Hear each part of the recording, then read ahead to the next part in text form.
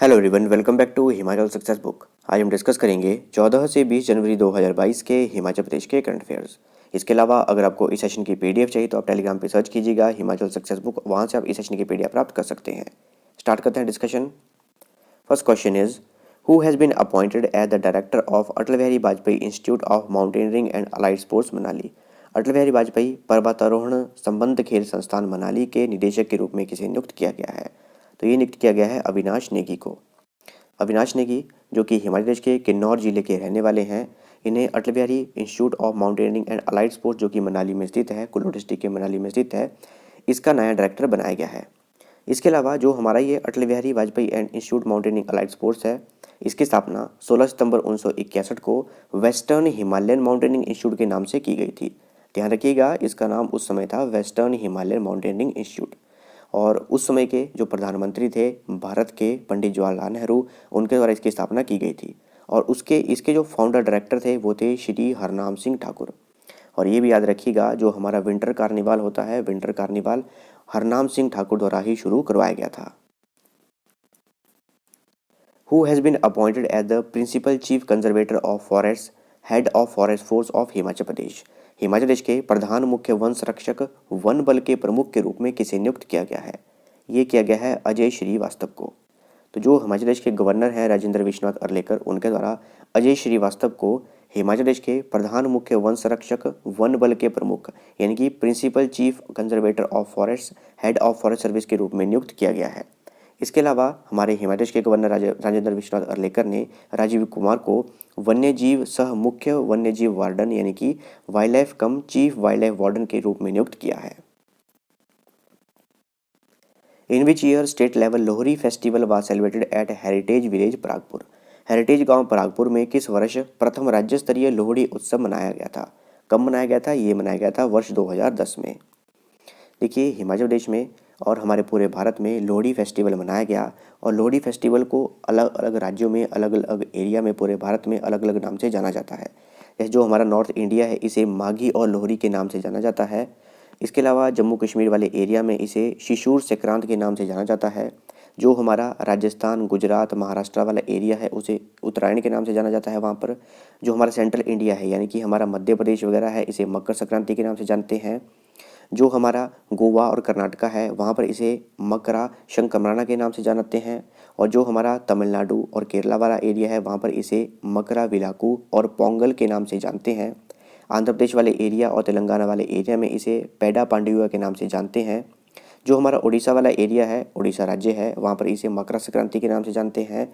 जो हमारा वेस्ट बंगाल और झारखंड वाला एरिया है, वहाँ पर इसे पौष संक्रांति के नाम से जानते हैं। और हमारा जो उत्तर प्रदेश वाला एरिया है और बिहार वाला एरिया है, वहाँ पर खिचड़ी पर्व के नाम से जानते हैं। इसके अलावा जो हमारा नॉर्थ ईस्ट है, वहाँ पर इसे माघ बिहू के नाम से जानते हैं।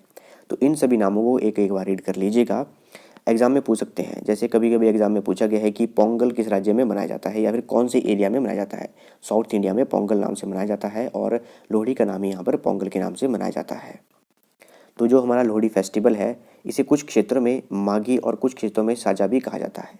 क्यों कहा जाता है? क्योंकि हमारे हिंदू धर्म के अनुसार जो माघ महीना है वो मिड जनवरी में शुरू होता है और उससे कुछ दिन पहले ही लोहड़ी उत्सव मनाया जाता है। और हिमाचल प्रदेश में पहला राज्य स्तरीय लोहड़ी उत्सव 13 जनवरी 2010 को हेरिटेज ग्राम परागपुर में मनाया गया था। और हेरिटेज विलेज परागपुर ये कांगड़ा जिले में स्थित है। और कांगड़ा जिले में ये धौलाधार जो रेंज है उसके फुट हिल्स में स्थित है। 3 शताब्दी पहले इसे विकसित किया गया था और परागपुर के साथ साथ गरली गांव को भी विकसित किया गया था। और 9 दिसंबर 1997 को हिमाचल सरकार ने एक अधिसूचना जारी की थी, जिसके अंतर्गत जो परागपुर है इसे हेरिटेज विलेज यानी कि विरासत गांव के रूप में अधिसूचित किया गया था। Who has presided over the 138th meeting of Board of Directors of Himachal Pradesh state civil supplies corporation. Himachal Pradesh राज्य नागरिक आपूर्ति निगम के निदेशक मंडल की 138वीं बैठक की अध्यक्षता किसने की? तो ये की हमारे जो सिविल सप्लाईज मिनिस्टर हैं हिमाचल प्रदेश के, राजेंद्र गर्ग, उनके द्वारा इसकी अध्यक्षता की गई। तो जो Himachal Pradesh state civil supplies corporation है, उसकी 138 मीटिंग थी बोर्ड ऑफ डायरेक्टर्स की। इसकी अध्यक्षता की हिमाचल प्रदेश के civil supplies minister Rajendra Garg, उनके द्वारा। इसके अलावा राजेंद्र गर्ग, इनका जो निर्वाचन क्षेत्र है वो है घुमारवीं, जो कि बिलासपुर डिस्ट्रिक्ट में स्थित है। ये हिमाचल प्रदेश के food, civil supplies and consumer affair minister हैं। इसके अलावा प्रिंटिंग एंड स्टेशनरी मिनिस्टर भी यही हैं। Dharamshala skyway inaugurated by chief minister Jairam Thakur has been constructed by spending how much amount. मुख्यमंत्री जयराम ठाकुर द्वारा उद्घाटन किए गए धर्मशाला स्काईवे का निर्माण कितनी राशि खर्च करके किया गया है? तो कितनी राशि खर्च करके इसे बनाया गया है? 207 करोड़ की लागत से इसे बनाया गया है। तो हिमाचल प्रदेश के कांगड़ा डिस्ट्रिक्ट के धर्मशाला में मुख्यमंत्री जयराम ठाकुर ने धर्मशाला से मैक्लोडगंज तक बनाया गया एक रोपवे है जिसका नाम है धर्मशाला स्काईवे, इसका उद्घाटन किया। 1.8 किलोमीटर लंबा ये रोपवे है, स्काईवे है, और इसे 207 करोड़ रुपए की लागत से बनाया गया है और ये धर्मशाला शहर को मैक्लोडगंज से जोड़ेगा।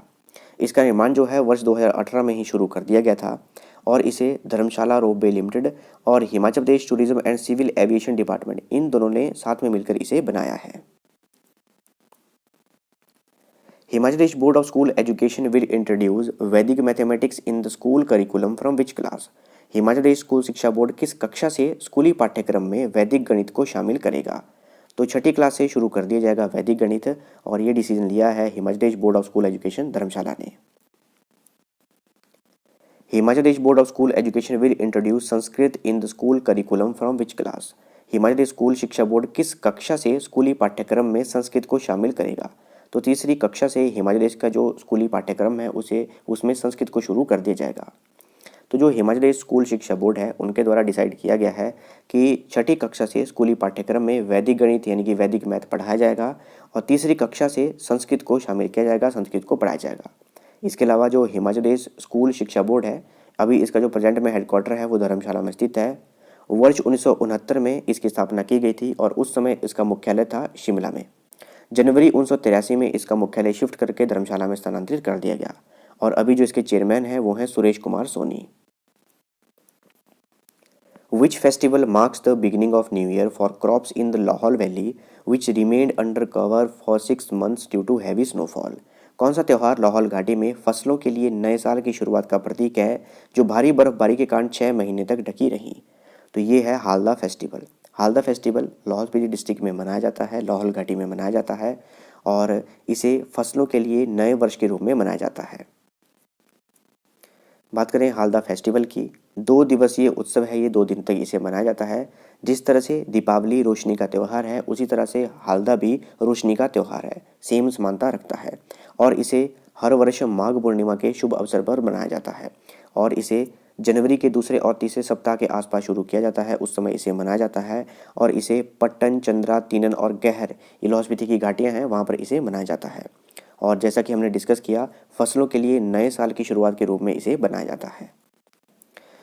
अगर बात करें इस फेस्टिवल की खासियत की तो इस फेस्टिवल में देवदार की शाखाओं को काटकर पेंसिल की शेप की स्ट्रिप्स बनाई जाती हैं, इस तरह से एरो वाली स्ट्रिप्स बनाई जाती हैं और बहुत सी शाखाएं इस तरह से बनाकर इकट्ठी की जाती हैं, एक बंडल तैयार किया जाता है और इस बंडल को मशाल के रूप में जलाया जाता है और इस मशाल को कहते हैं हालदा। यहाँ पर इमेज में देख सकते हैं, इसे कहते हैं हालदा और देवदार की शाखाओं से इसे बनाया जाता है। और ये जो मशाल की संख्या है, प्रत्येक परिवार में जितने पुरुष सदस्य होते हैं उतने ही मशालों की संख्या बनाई जाती है और जब भी पुरुष सदस्य घर से बाहर निकलते हैं तो इस हालदा को जलाकर ही घर से बाहर निकलते हैं।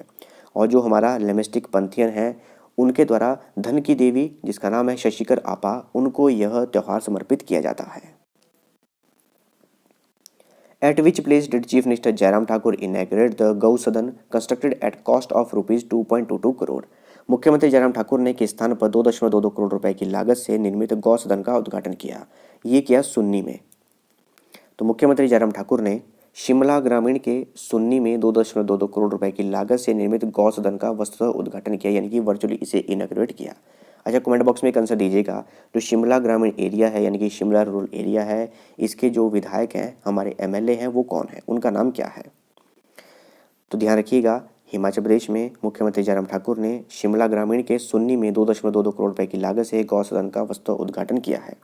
इसके अलावा राज्य सरकार ने सड़कों पर घूमने वाली बेसहारा गायों को आश्रय देने और उनके चारे की व्यवस्था करने के लिए हिमाचल प्रदेश गौ सेवा आयोग का गठन किया है और 20वीं पशु गणना के अनुसार हिमाचल प्रदेश में पूरे राज्य में 36,311 बेसहारा पशु थे। अच्छा, हमने 20वीं पशु गणना के बारे में डिस्कस किया है, जो भी हमने पिछली गिरिराज न्यूज़पेपर की डिस्कशन की है। तो एक और क्वेश्चन का आंसर दीजिएगा कमेंट बॉक्स में कि 20वीं पशु गणना के अनुसार हिमाचल प्रदेश में कितने पशु हैं, टोटल कितने जानवर हैं। हमने पिछले ही डिस्कशन में डिस्कस किया था और जिन्होंने पिछली गिरिराज न्यूज़पेपर की डिस्कशन नहीं देखी है वो देखिएगा, काफ़ी अच्छी डिस्कशन की है। इसके अलावा हिमाचल प्रदेश में गौ अभयारण्य और गौ सदन चलाने के लिए और उनके संसाधनों को जुटाने के लिए शराब पर 1 रुपये प्रति बोतल उपकर लगाया जाता है, यानी कि सेस लगाया गया है। और गौवंश योजना के तहत राज्य में गौ सदनों को प्रति गाय प्रति माह 500 रुपये सहायता भी प्रदान की जा रही है। Which district red cross society has been adjudged at the best in Himachal Pradesh? Himachal Pradesh में किस जिले की रेड क्रॉस सोसाइटी को सर्वश्रेष्ठ घोषित किया गया है? ये किया गया है Kullu district red cross society को। तो Kullu district red cross society Himachal Pradesh में नंबर 1 पर है, सर्वश्रेष्ठ है, और इसे अवार्ड दिया गया हिमाचल प्रदेश के गवर्नर राजेंद्र विश्वनाथ अर्लेकर ने। शिमला में एक मीटिंग ऑर्गेनाइज की गई थी, तो वहाँ पर कुल्लू जिला रेड क्रॉस सोसाइटी को सर्वश्रेष्ठ घोषित किया गया, नंबर 1 घोषित किया गया हिमाचल प्रदेश में। इसके अलावा हिमाचल प्रदेश राज्य रेड क्रॉस सोसाइटी के जो अध्यक्ष हैं, प्रेसिडेंट हैं, वो हिमाचल प्रदेश के गवर्नर ही हैं, राजेंद्र विश्वनाथ अर्लेकर। और राजेंद्र विश्वनाथ अर्लेकर ये हिमाचल प्रदेश के 21वें राज्यपाल हैं, और अतिरिक्त प्रभार के बेसिस पर देखा जाए तो ये 30वें राज्यपाल हैं हिमाचल प्रदेश के। 13 जुलाई 2021 को इन्होंने राज्यपाल का पदभार ग्रहण किया था हिमाचल प्रदेश में, और ये गोवा के पणजी के रहने वाले हैं। Who will preside over the state level Republic Day function on the ridge मैदान इन शिमला? शिमला के रिज मैदान में राज्य स्तरीय गणतंत्र दिवस समारोह की अध्यक्षता कौन करेगा? ये करेंगे हिमाचल प्रदेश के गवर्नर राजेंद्र विश्वनाथ अर्लेकर। तो 26 जनवरी को हिमाचल प्रदेश में जो राज्य स्तरीय गणतंत्र दिवस समारोह मनाया जाएगा, उसकी अध्यक्षता करेंगे राजेंद्र विश्वनाथ अर्लेकर, और उनके साथ होंगे हमारे हिमाचल प्रदेश के मुख्यमंत्री जयराम ठाकुर और शहरी विकास मंत्री सुरेश भारद्वाज। और अगर जिला स्तरीय समारोह की बात की जाए, सोलन में अध्यक्षता करेंगे विधानसभा के अध्यक्ष विपिन सिंह परमार, बिलासपुर में जल शक्ति मंत्री महेंद्र सिंह ठाकुर, कुल्लू में सामाजिक न्याय एवं अधिकारिता मंत्री सरवीन चौधरी, केलोंग में यानी कि लाहौल स्पीति में तकनीकी शिक्षा मंत्री डॉक्टर रामलाल मारकंडा, चंबा में ग्रामीण विकास मंत्री वीरेंद्र कंवर, हमीरपुर में उद्योग मंत्री विक्रम सिंह और ऊना में शिक्षा मंत्री गोविंद सिंह ठाकुर ये अध्यक्षता करेंगे। अच्छा, एक और क्वेश्चन मुझे कमेंट बॉक्स में लिख के दीजिएगा कि जो हमारा गणतंत्र दिवस समारोह मनाया जाता है राष्ट्रीय स्तर की बात की जा रही है, जो कि न्यू दिल्ली में मनाया जाता है, उसकी अध्यक्षता कौन करता है? इसका आंसर जो है कमेंट बॉक्स में लिख के दीजिएगा। The 9th national women's ice hockey championship start at which place? 9वीं राष्ट्रीय महिला आइस हॉकी चैंपियनशिप किस स्थान पर शुरू हुई? ये हुई काजा में, लाहौल स्पीति के काजा में 9th national women's ice hockey championship जो है शुरू हुई, और इसका समापन जो है ये 20 जनवरी को समाप्त हो गई है। इसमें हिमाचल प्रदेश, तेलंगाना, चंडीगढ़, दिल्ली, आईटीबीपी और लद्दाख, ये इन 6 टीमों ने हिस्सा लिया है, पार्टिसिपेट किया है, और लाहौल स्पीति में पहली बार राष्ट्रीय स्तर की प्रतियोगिता आयोजित की गई थी। इसके अलावा हाल ही में 25 दिसंबर 2021 को काजा में यानी कि लाहौल स्पीति के काजा में राष्ट्रीय आइस हॉकी विकास शिविर का आयोजन भी किया गया था। और हाल ही में हिमाचल सरकार द्वारा डिसाइड किया गया है कि हाई एल्टीट्यूड स्पोर्ट्स सेंटर बनाया जाएगा काजा में, और ये 16 करोड़ रुपए की लागत से बनाया जाएगा। Who has been appointed as the new director of Indian Institute of Technology मंडी? भारतीय प्रौद्योगिकी संस्थान IIT मंडी का नया निदेशक किसे नियुक्त किया गया है? ये किया गया है प्रोफेसर लक्ष्मीधर बेहरा को। ये प्रोफेसर लक्ष्मीधर बेहरा हैं और IIT मंडी के नए डायरेक्टर के रूप में इन्हें नियुक्त किया गया है। बात करें IIT मंडी की, मंडी जिले के कमांद विलेज में स्थित है। 24 फरवरी 2009 को इसकी स्थापना की गई थी। चेयरमैन है प्रेमव्रत, और इसके जो डायरेक्टर हैं अभी बने हैं प्रोफेसर लक्ष्मीधर बेहरा, और ये जो IIT मंडी है ऊहल नदी के किनारे ये स्थित है। The temple premises and periphery areas of how many Shaktipeeths of Himachal Pradesh will be brought under CCTV surveillance for complete security? Himachal Pradesh के कितने शक्तिपीठों के मंदिर परिसर और परिधि क्षेत्रों को पूर्ण सुरक्षा के लिए CCTV निगरानी में लाया जाएगा? कितनों को लाया जाएगा? तो ये टोटल 5 हैं, इन्हें CCTV की निगरानी में लाया जाएगा। ये डिसाइड किया गया है हिमाचल प्रदेश पुलिस द्वारा। देखिए, हिमाचल प्रदेश में टोटल 5 ही शक्तिपीठ हैं, और ये टोटल जो 5 हैं ये हैं चिंतपूर्णी माता मंदिर जो ऊना जिले में स्थित है, ब्रजेश्वरी माता मंदिर, चामुंडा देवी माता मंदिर दोनों कांगड़ा जिले में स्थित है, नैना देवी माता मंदिर बिलासपुर जिले में स्थित है, और ज्वालाजी माता मंदिर ये कांगड़ा जिले में स्थित है। तो 5 शक्तिपीठ मंदिर हैं पूरे ही हिमाचल प्रदेश में, और इन सभी को हिमाचल प्रदेश पुलिस द्वारा CCTV निगरानी में लगाया जाएगा। Ministry of Home Affairs has awarded the Medal of Excellence in Police Training for 2021 to how many police officials of Himachal Pradesh Police Training College दरोह Kangra? गृह मंत्रालय ने हिमाचल प्रदेश पुलिस प्रशिक्षण कॉलेज दरोह कांगड़ा के कितने पुलिस अधिकारियों को 2020-21 के लिए पुलिस प्रशिक्षण में उत्कृष्टता के लिए पदक से सम्मानित किया है? तो 4 पुलिस ऑफिशियल्स हैं, इन्हें सम्मानित किया गया है गृह मंत्रालय द्वारा। तो गृह मंत्रालय द्वारा हिमाचल प्रदेश पुलिस प्रशिक्षण कॉलेज यानी कि जो पुलिस ट्रेनिंग कॉलेज है कांगड़ा जिले के द्रोह में स्थित है, इसके 4 पुलिस अधिकारियों को 2020-21 के लिए पुलिस प्रशिक्षण में उत्कृष्टता के लिए पदक से सम्मानित किया गया है। और जो 4 पुलिस अधिकारी हैं ये हैं DSP Rajesh Kumar, inspector Vikrant Munsara, head constable Ravinder Kumar और head constable Dalvir Singh. Which of these monthly magazines of Himachal Pradesh has completed 1 year of its service? Himachal Pradesh की इनमें से किस मासिक पत्रिका ने अपनी सेवा का 1 वर्ष पूरा कर लिया है? किसने किया है? ये किया है माई गव हिमाचल न्यूज़लेटर। तो जो हमारे साथ इस चैनल के साथ जुड़े हुए हैं काफ़ी पुराने समय से, तो पिछले वर्ष भी हमने डिस्कस किया था जब इसे लॉन्च किया गया था। तो पिछले वर्ष इसे लॉन्च किया गया था, तो 1 वर्ष इसे पूरा हो चुका है माई गव हिमाचल न्यूज़लेटर को, और पिछले वर्ष इसे 6 जनवरी 2021 को लॉन्च किया गया था। ये एक मासिक पत्रिका है और इसका नाम है माई गव हिमाचल न्यूज़लेटर। और अगर आप इसे पढ़ना चाहते हैं तो इसे पीडीएफ फॉर्म में ही पढ़ा जा सकता है, और इसे इनका जो फेसबुक पेज है वहाँ से आप इसे डाउनलोड कर सकते हैं। और माई गव हिमाचल न्यूज़लेटर के माध्यम से राज्य सरकार की विभिन्न नीतियों, कार्यक्रमों और योजनाओं के बारे में जानकारी प्रदान की जाती है। इसके अलावा और भी प्रकाशन हैं हिमाचल प्रदेश के, जैसे कि Giriraj weekly, Himprastha, coffee table book और माई गव हिमाचल न्यूज़लेटर, जो कि मंथली प्रकाशन है। इसके अलावा हिमाचल प्रदेश का जो प्रिंटिंग डिपार्टमेंट है, यानी कि जो मुद्रणालय है, वर्ष 1948 में इसकी स्थापना की गई थी। और इसमें जो स्टाफ और मशीनरी है ये बिलासपुर, मंडी और सिरमौर से लाए गए थे। और जब इसका कार्य बढ़ गया, हिमाचल प्रदेश में जो प्रिंटिंग प्रेस डिपार्टमेंट का कार्य बढ़ गया, तो वर्ष 1952 में जो प्रेस है इसे स्थानांतरित किया गया और शिमला के रेस व्यू में इसे स्थापित किया गया। लेकिन नवंबर 1981 में भीषण आग लगी और पूरी इमारत जलकर राख हो गई, और फिर इसका नया जो ऑफिस है वो स्थापित किया गया शिमला के घोड़ी चौकी में, और अभी भी ये जो ऑफिस है वहीं पर स्थित है। देखिए, काफ़ी बार एग्जाम में क्वेश्चन पूछा गया है कि जो हमारा हिमाचल प्रदेश का प्रिंटिंग एंड स्टेशनरी डिपार्टमेंट है, प्रिंटिंग प्रेस डिपार्टमेंट है, उसमें किस वर्ष आग लगी थी? वर्ष 1981 में आग लगी थी। MyGov Himachal portal has completed how many years? MyGov Himachal portal ने कितने वर्ष पूरे कर लिए हैं?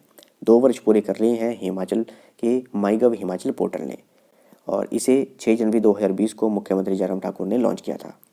ये एक ऑनलाइन पोर्टल है, और अगर आप इस पोर्टल पे कुछ पढ़ना चाहते हैं तो फेसबुक पे सर्च कीजिएगा माई गव हिमाचल, और आप इस पोर्टल पे पहुंच जाएंगे। जो भी हिमाचल प्रदेश की गतिविधियां हैं उन्हें वहां से पढ़ सकते हैं।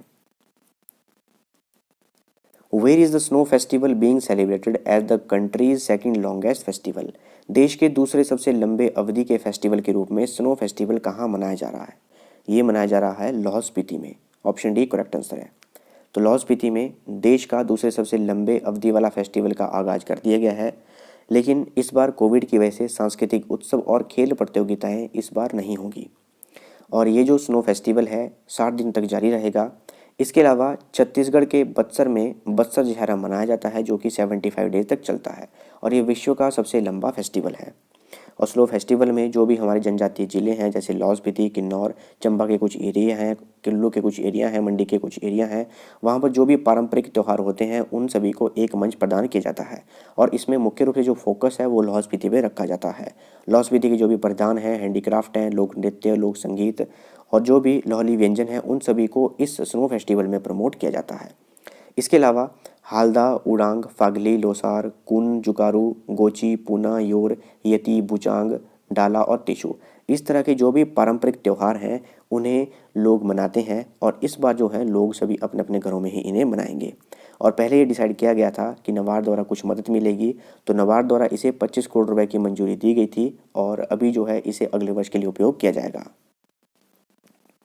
ये थी हमारी डिस्कशन, और अगर आपको इस सेशन की पीडीएफ चाहिए तो आप टेलीग्राम चैनल से ले सकते हैं। टेलीग्राम पे सर्च कीजिए हिमाचल सक्सेस बुक, और वहाँ से आप इस सेशन की पीडीएफ प्राप्त कर सकते हैं।